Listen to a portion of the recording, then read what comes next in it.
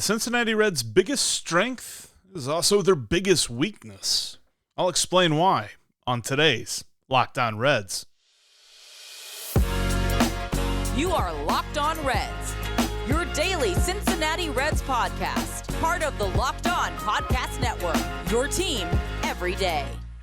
You are Locked On Reds with myself, Jeff Carr. I am a lifelong Cincinnati Reds fan that has turned an addiction into information for you. I want to thank you for taking time out of your day to listen to me talk some Reds with you. I encourage you, if you're listening, hit me up on Twitter, or if you're watching here on YouTube and this is your first time, or if this is your millionth time, whatever, how many times, drop down in the comments section and give us a thought about this Reds team, because talking Reds is what I do. And I want to talk Reds with you. Locked On Reds is part of the Locked On Podcast Network. We are your team every day. If you listen every day, let me know that you're an everydayer in that comments section down below. Always appreciate hearing from our everydayers. Coming up, the series loss to the Miami Marlins has pointed out something to me that I think we need to talk about.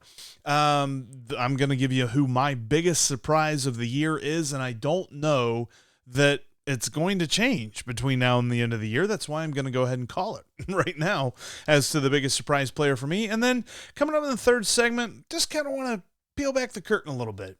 Talk about this season as it pertains to being a Reds fan. Before we get into all of that, wanted to let you know that today's episode is brought to you by Game Time. Download the Game Time app today and enter the promo code LOCKEDONMLB to save $20 off your first purchase. That's the Game Time app. They have the lowest prices on last-second tickets guaranteed. Where we will start today, and it was something that I thought, the big inning for the Redlegs whenever Spencer Steer and Christian Encarnacion-Strand both homered. And you're thinking, boy, oh boy, we've got a great game in store for the Redlegs. And really, for the most part, Graham Ashcraft pitched beautifully, and you thought the Reds had a win. Really a bummer of a loss, and to be quite honest with you, it's one of those losses that kind of make you take a look in the optimistic mirror. That's what we're going to talk about coming up later on in the show. But I thought this at the time, that the biggest strength of this Reds roster is its young players. Obviously, the first year and the second year players have it's been what's driven this team all year long. It's the reason that it had one of the best winning streaks that the franchise has ever seen. It's the reason that they're above 500. It's also the reason that if someone is looking at this team from the outside and saying, here's why they're not going to make the playoffs, it's going to be for the young roster. Hear me out on this, because as amazing as Matt McClain and Ellie De La Cruz and Spencer Steer and Andrew Abbott and Brandon Williamson, and dear Lord, if I named every list, it would pretty much take up this entire first segment of the show. But there's been so many great contributors on the rookie and sophomore side for this team. But I think when you look at that, the biggest strength of this team for the Reds is also its biggest weakness. Let's look at a couple reasons why. Because the hardest part about a major league season is its length, and these guys are not used to it. You can quote at bat statistics and games played statistics through the minor leagues all that you want. These guys are in the middle of a developmental system when they're in the minor leagues that the Reds carefully monitor their workload. And they're still monitoring. And it's not as if they get to the major leagues and people just stop worrying about this. But there is an element of stress that these guys have never experienced, that they are experiencing on a daily basis, almost as often, if not more often, than they ever have in their lives. This isn't an excuse. This is just a fact of life. When you're looking at this ball club, we saw it yesterday. Ian Gibaut pitching fine in the eighth inning. And everyone's like, why on earth did David Bell take him out for Sam Maul? Ian Gibaut got 2 easy outs. He's a perfect case in point here. That was his 54th appearance on the season. That's 21 more games than he's ever pitched at the major league level. And he's actually been around a few years. He's not a rookie or a sophomore type dude. He's just a dude that's finally starting to kind of catch on a little bit. And when you see the amount of high leverage innings he's also pitching, that in and of itself is far more than he's ever experienced. So there's a different level of tired. I mean, Alexis Diaz, sure, he had 59 appearances last year and he hasn't quite hit that total yet this year. He will. He probably will next week. And when you look at the stress index, there's a statistics on Baseball Reference called leverage index, and there's high leverage, medium leverage, low leverage. He has had so many high leverage appearances this year, blows out of the water what he did in his rookie season. And don't come to me with any sort of minor league stuff. You don't experience that kind of stress down there. The guys that have largely, I mean, think about how the bullpen pulled them through that winning streak. Think about how the bullpen pulled them through the month of June and first part of July. The bullpen was as much a reason as the lineup as to why this team was winning so much. But the bullpen is tired, and it's a different kind of tired than they've ever experienced in their career. It's a different kind of tired than you and me understand. Because as much as we want to say, well, he throws one inning 3 times a week and he's tired, it's a different kind of tired, man. This bullpen, and it showed it. And look, the reason that David Bell, and we're not going to belabor this because people want to go crazy about the one move that David Bell made, and that's the reason that they lost. Up until the point that Sam Moll came in and gave up the game that ended up being the loss for the Reds against the Marlins, he had pitched pretty well in Reds uniform. Hadn't allowed a run. I think he only allowed like 3 hits, and he had like 9 strikeouts. He was looking like he was nails until he wasn't, and that's just relief pitching. And sometimes those things just happen. But we're to the point in the season now where we've really got to look at this team and understand that when they struggle like this, it's because they're young. When their number is called up, and this is another reason for me for the young roster, is when their number's called up, they're going to be overly aggressive. They're going to go for it, man. They're going to go for everything that they possibly have on every single pitch, on every single swing, every single hit. People want to belabor the fact that Elly De La Cruz looks like he is trying to swing for Kentucky with every swing that he has. But I tell you what, when he makes contact with it, it goes crazy. He just needs to learn to rein it in a little bit. And Ellie's kind of the guy that I'm looking at when you talk about the over-aggressiveness. It's a strength-weakness type deal. The whole idea, biggest strength, it makes me think of like when you're in an interview with somebody and you're just like, well, my weakness is actually my strength, because I care too much. I work too hard. But when it comes to Elly De La Cruz, we saw it yesterday. He had the hit that Jazz Chisholm threw him out at second base. And I even said at the time, and I will continue to say this, I want to see him do that every time because it requires that kind of perfect throw that Jazz Chisholm made to get him out. But with that over-aggressiveness, they're going to run themselves into some outs. Kind of like he got picked off there. He was trying to time the pitcher, and it just didn't work.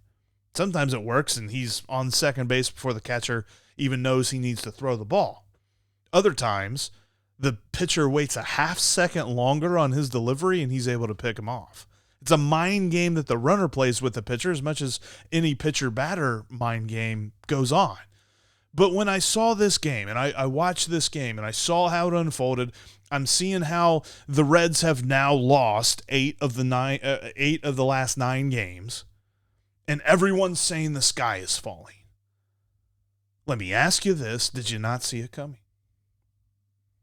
And when the Reds flip this around and start winning at the end of August and through September, are you going to be surprised then? Because this team is super talented, super young, and there's going to be ups and downs. They're not just going to go out there and win with no stress whatsoever. There's going to be ups and downs. I mean, think about where they're coming from. They had no established players. You can say Joey Votto, and as much as I love Joey Votto, he was not a guy that we were counting on to be an everyday type player. We've said this multiple times that we don't think he should be an everyday player. They should play the matchups. They should play him at DH. They should give him regular days off. But coming back from the injury that he had, the start of this season, who was an established, without a doubt, we know who he is, Major League ball player. And if you say Tyler Stevenson and Jonathan India, you're with me in the optimistic group. Because India coming off a bad year with injuries, Tyler Stevenson coming off a year with injuries, not sure what we're going to get. We've seen what it turned into. I just think that we've got to pump the brakes a little bit on this whole getting mad every time the Reds lose. You know, on a team full of surprises like the Reds, there is one who stands above the rest. I'll tell you who. Coming up next. Before we get into that, I want to tell you about Game Time. Game Time is the best way for you to get to the ballpark for your next game. They have amazing last-second deals, whether you're talking about, games for the Reds, games for the Bengals, as we got the preseason starting up. First preseason home game's on Friday. Only preseason home game is on Friday. But even as the regular season gets into gear, Game Time's going to be your way to get to the stadium. I use it all the time when I'm trying to go to a ball game.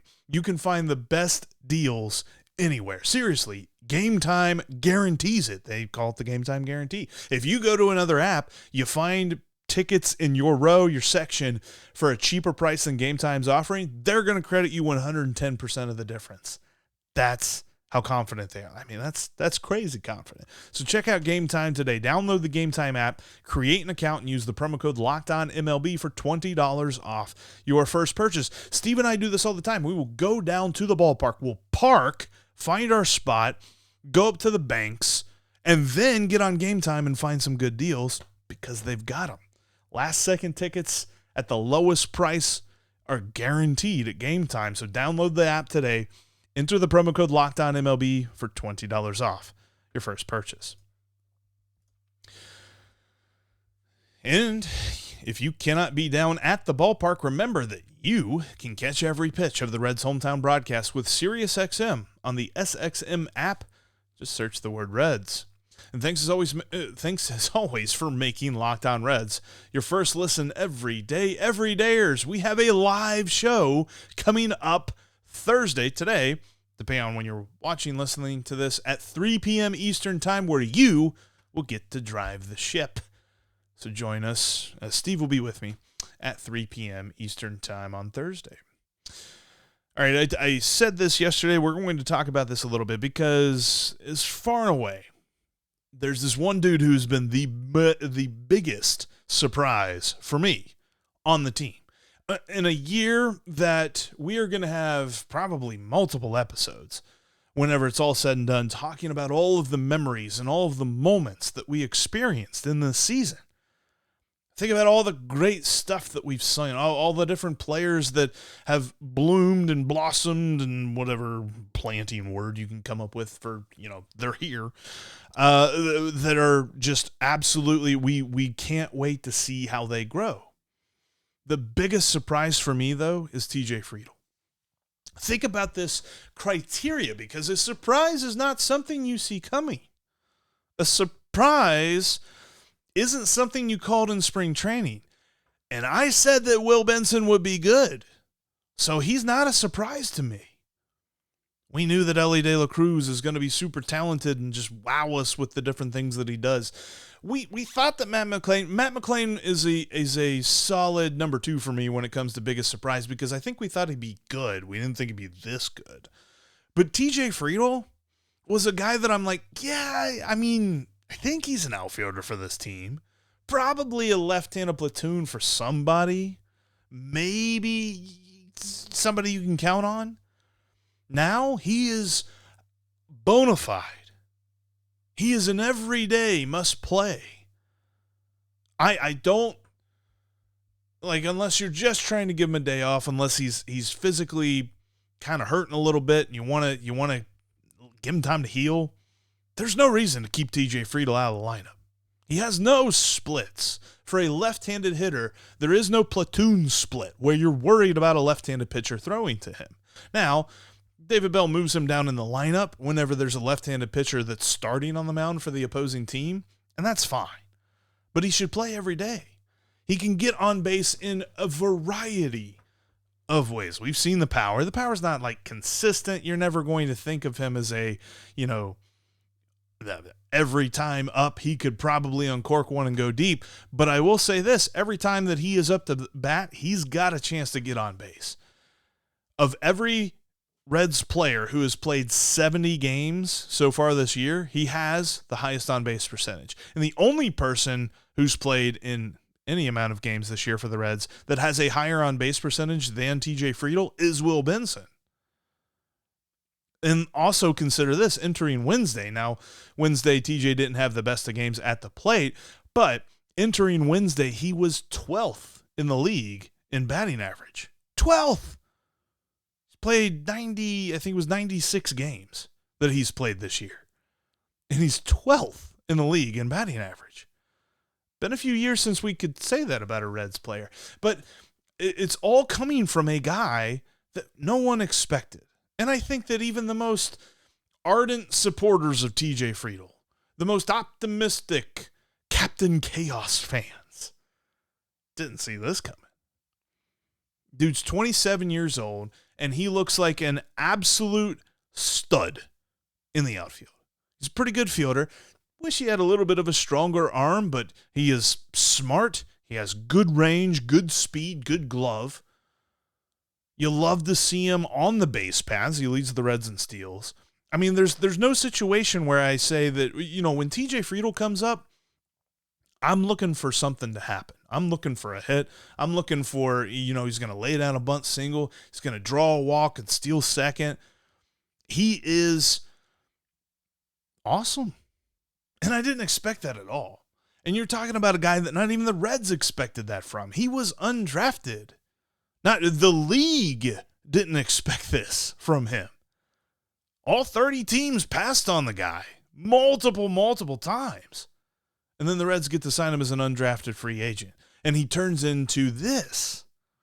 Now, hopefully he can keep this up. Hopefully this is something that he just keeps doing year after year for the next couple of years. The Reds got him, as under control for a long time. He was on that huge list that we had of players under team control. And I know that he's a candidate of people that were talking about, could the Reds package him in a deal for like a big-time starter? Listen, when the Reds get into this postseason, the biggest need that they will have is bullpen depth. It's been a long time since we could look at this roster and say, not a whole lot of holes here, just really need to revamp the bullpen and kind of help them out a little bit. But, I mean, they're not going to need to trade for a starter. We talked about the depth that they have in the organization right now of controllable players that are all good candidates to be starting pitchers for multiple years. They're not going to need to make this grandiose, Juan Soto type trade because of guys like TJ Friedl that just came out of nowhere and are everyday studs. I mean, far and away, biggest surprise for me. And I know that Steve joked yesterday on the podcast that, whoever I pick, he's going to disagree with. I can't wait to hear why he disagrees. And he's going to say Matt McClain. Watch, I'm sure, we'll see if he watches this and then he's just contrarian to be contrarian. But I bet he probably doesn't hear this episode today or watch this episode before we do our live show. So just everydayers, make sure you join us at 3 p.m. Eastern time on Thursday for our live show, just to see who Steve argues with me about the biggest surprise of, because I guarantee you he's going to argue Matt McClain. But TJ Friedl was even less of a expected dude than Matt McClain was. And that's why he's the biggest surprise for me. So, along with, looking at this Marlins series and how the Reds lost it, and me thinking, well, young roster, probably as much a weakness as it is a strength, also had me feeling some kind of way about Reds fandom. We're going to talk about that coming up next. Before we do, though, I wanted to remind you that you can catch every pitch of the Reds' hometown broadcast with SiriusXM on the SXM app Just search the word Reds. You can also follow the podcast on your favorite podcasting platform, including right here on YouTube. If this is your first time watching us, make sure you click that subscribe button and click that bell to get notified whenever we've got new content for you as we move throughout the season.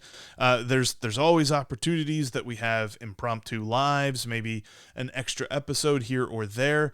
Every so often, Steve gets the chance to talk to awesome people. If you have not checked out his interview with Connor Phillips, very good stuff, very enlightening interview with a dude who could be in the rotation, I mean, any day now. Let's face it, he's got the talent to be here.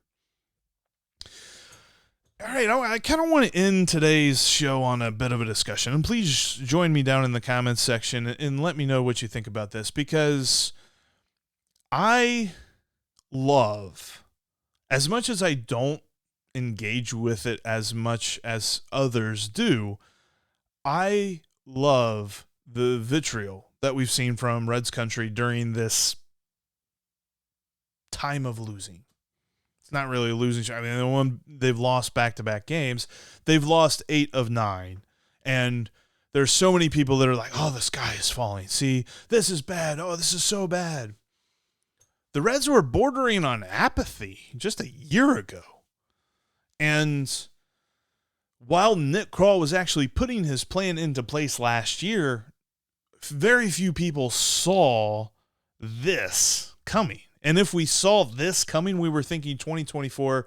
Some of us were even saying 2025 before the Reds were playing meaningful baseball games again. And here it is, 2023, and we're already there. I think the weirdest part about being a Reds fan at this juncture is the fact that they did so good in June and early July and late May, and that almost 2-month time frame where the Reds built this success that they are enjoying right now, and the success that the amount of losing that they've done recently has us all completely worried. And I've talked about this on a podcast before, that whether they make the playoffs or not, I consider this season a win.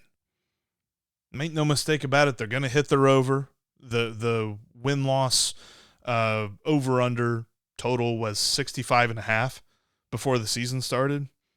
They could hit that next week, but they're definitely going to hit that. There's a really good shot that they get to 80 wins, which before the season, Vegas had the odds at 11 to 1. Yeah, 11 to 1 for the Reds to win 80 games. Not even be a winning team, just win 80 games. Nobody expected anything from this ball club. So being a fan of it and seeing their meteoric rise, seeing everybody talk about them and everybody saying, "Oh, look, see now the Reds." Like everybody was talking about this year's Reds like they were talking about last year's Orioles. What happened to last year's Orioles? They kind of collapsed down the stretch. They kind of ran into some issues and didn't hit that mark that they thought they could. And they also traded away some guys that people sort of, looked sideways at those trades. They're not really worried about those trades now because the Orioles are probably the best team in baseball. It's like them and the Braves. They have an amazing argument between those two teams. But I think that knowing that just tells me if we don't make the playoffs this year, we know we can expect it next year. Felix Bautista, exactly same situation that Alexis Diaz is in. Felix Bautista this year has an argument, and without getting into this too much, but Felix Bautista has an argument for the Cy Young Award in the American League. Garrett Cole's probably going to win it, but Felix Bautista's right there. And there's been very few times in the history of baseball that a relief pitcher can say that. And I think, last year Felix Bautista was very good, and we had Connor Newcomb on from Locked On Orioles whenever the Reds and Orioles met about a month and a half ago. And I asked him, I said, what was the point where in last year's season where the Orioles kind of started to take a dip? And he said it's when Felix Bautista started looking tired. Alexis Diaz looks tired. Alexis Diaz is getting bashed in his last couple of outings got bashed by the Marlins for that loss on Wednesday, and it kind of seems like he's starting to hit a downturn. He's had so many high leverage opportunities that he's pitched in and done so well in that the more and more that he keeps facing, the more and more he's just like, you just see him out on the mound and like he's working through it, but you can tell like in his mind, he's probably just like, whoo, all right, got another one. Oh boy, I think we're going to make it here. I think I can, right? He's like the little engine that could on the mound. But when it comes to where he's at in his season, it's very close to where Felix Bautista was last season and where the Orioles started to hit their downturn. Now, they still had a pretty decent season and it set them up for this year, but they didn't make that division run. They didn't make the playoffs like I'm sure some of their fans had hoped whenever they saw this big streak and the big and all the success that the Orioles experienced during the summer of last season. The Reds are right there, and they've accomplished so much this season that I think there's so many Reds fans who are going to dismiss them if they don't make the playoffs, and that's just wrong. And I'm not going to tell you how to be a fan. Like, you can be disappointed if they don't make the playoffs. I'm not going to be. And the reason that I think that it is wrong to feel that disappointment is to understand that we know the light at the end of the tunnel is close. If it's not this year, it's going to be next year because the Reds have their core in place. Nick Krall knows what his marching orders should be. He knows what his plan should be this offseason for how he can set this team up to be a postseason team next year, without a doubt. Put them in the best position to succeed because the core is understood. And I mentioned it at the end of today's first segment, but it's worth mentioning again. Think about where this team came from. Last year, nothing was figured out. I mean, we knew that we had Green, Lodolo, and Ashcraft. And then coming into this year, Lodolo's been hurt. Didn't pitch all that great, and then he got hurt, and he was on the IL for so long. And Hunter Green hasn't been around for most of the good times this year. Most of the good times this year has just been the bullpen and Andrew Abbott. Graham Ashcraft's starting to come around. He's looking good. But I think overall, this team has been built up this year. And to expect them to do what no team has ever done, don't rob yourself of enjoying this year. Because to expect them at this juncture to win the division, understand what you're expecting. No team since Major League Baseball started went from 100 losses to a division title the next year. None. Been a lot of good teams around. But you don't see that kind of turnaround, I mean, ever. You've never seen that. And I'm sure the list of teams that went from 100 losses to a winning record the next year is probably pretty small. I'd like to look at that list. But that's why, like, when the Reds win, and I get on here all happy, and I'm just like, yeah, baby, we're back. It's because I'm so happy with how this season has gone. And the next time, I promise this, to all you everydayers out there, you know I can get a little bit high on a win. I get a little bit overly excited. So the next time the Reds win a ball game, which is probably going to be tomorrow, because they're playing the Pirates and they should beat them. But the next time that the Reds win a ball game, I won't do that. We'll talk about the win. We'll be excited about the win, but I will not say, this is it, the Reds are back, division title assured. I'm not going to say that. I'm just going to enjoy the win because I'm enjoying this season and you should too. Before we get out of here, though, I wanted to remind you one more time, you can catch every pitch of the Reds' hometown broadcast with SiriusXM. Just download the SXM app and search the word Reds. But that'll wrap up this edition for the Locked On Reds podcast. Thanks, as always, for making us your first listen every day. Everydayers, make sure you join us 3 p.m. Eastern time on Thursday. We've got a live show that you get to drive the ship. Hope to see you there. We'll see if Steve says he thinks that Matt McClain is the biggest surprise, because I think he will. But until then, make sure that you keep it Locked On Reds every single